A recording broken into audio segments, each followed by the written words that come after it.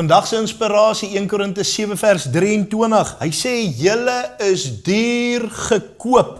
Moenie slawe van mense word nie. Ek wil gou vandag vir jou sê, die Here het jou duur gekoop.